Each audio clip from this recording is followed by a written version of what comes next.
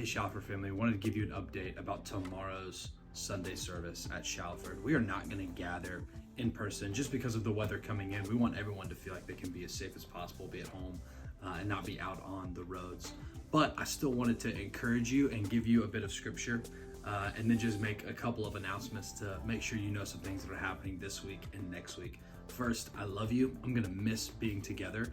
I was excited to continue our series, Finding Freedom from the Curated Life. And we're going to pick up next week right where we would have been tomorrow. And that's going to be Philippians 4, 6, and 7. I'd encourage you to go read it before next Sunday. I was excited about our prayer time as well. Justin Patterson, one of our lay pastors, one of our elders, was going to do our prayer time through Colossians chapter 1. So let me read just a couple of verses for you. This is Colossians chapter 1, starting in verse 9. This is how Paul is praying for the church in Colossae.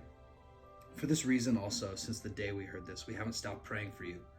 We're asking that you may be filled with the knowledge of his will and all wisdom and spiritual understanding, so that you may walk worthy of the Lord, fully pleasing to him, bearing fruit in every good work and growing in the knowledge of God, being strengthened with all power according to his glorious might, so that you may have great endurance and patience, joyfully giving thanks to the Father, who's enabled you to share in the saints' inheritance in the light. Shalford family, I have been praying this over you this week, and I'm going to continue to do that. But this is a great way we can learn to pray and learn to pray for one another, is look at the prayers of Scripture. Here's just a couple of announcements I don't want you to miss. First of all, our ladies' Bible study is starting on Tuesday, January 18th at 9:30 at the church house. They're kicking off with a brunch, and then they're going to walk through together Romans chapter 8, which some have said is the greatest chapter in all the Bible. I hope you'll make plans to be a part. Sign up, talk to Ann Gresky, our wonderful women's ministry director. Men, next Sunday, January 23rd at 4 p.m., we're having our first men's gathering.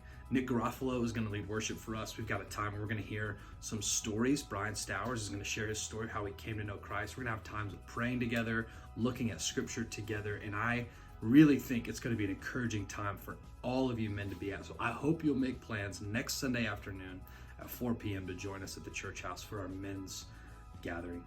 Shalford, I love you. I hope you find some ways to enjoy the winter weather that we don't seem to get that often. I wish we could be together, and I look forward to seeing you again soon.